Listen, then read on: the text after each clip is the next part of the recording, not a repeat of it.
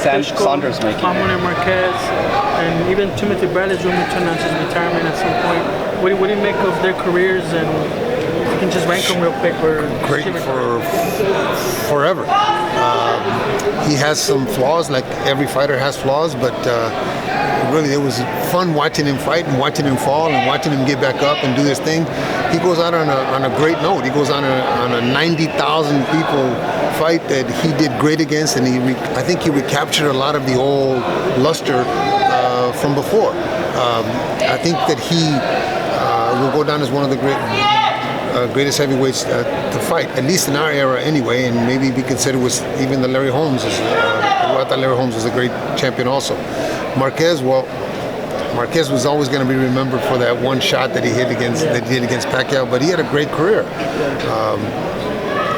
My favorite fight with him is probably the Juan Diaz fight, the little bull. Baby bull, yeah. Oh, that was a great fight. Timothy Bradley, I wasn't a fan of Timothy Bradley until he fought Providnikov, then he made me a fan. I thought that Timothy Bradley has had a great career. I hope he's not finished because I think he still has a lot of fights left in him.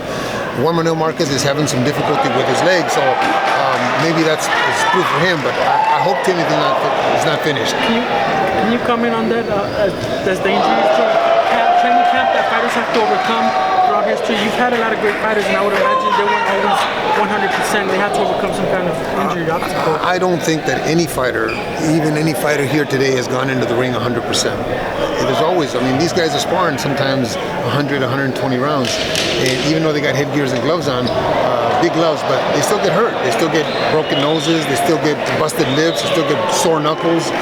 These guys are punching not only the bag but the mitts, and in the sparring they're probably throwing 2,000, 3,000 punches every day.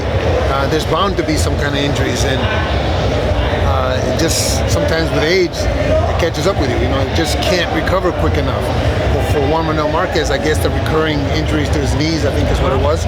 You have to run a minimum of 3 or 4 miles a day.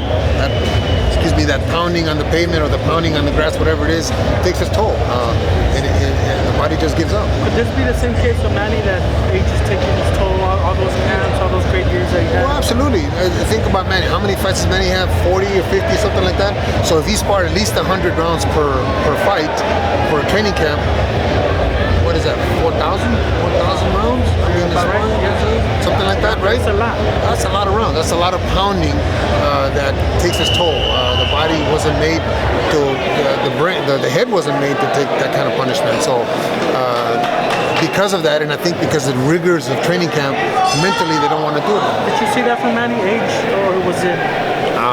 Look, he looked great against Vargas, right? He looked like the Manny of old, and Jeff Horn did some things to him that maybe Jesse wasn't able to do. Maybe Jeff was a little stronger.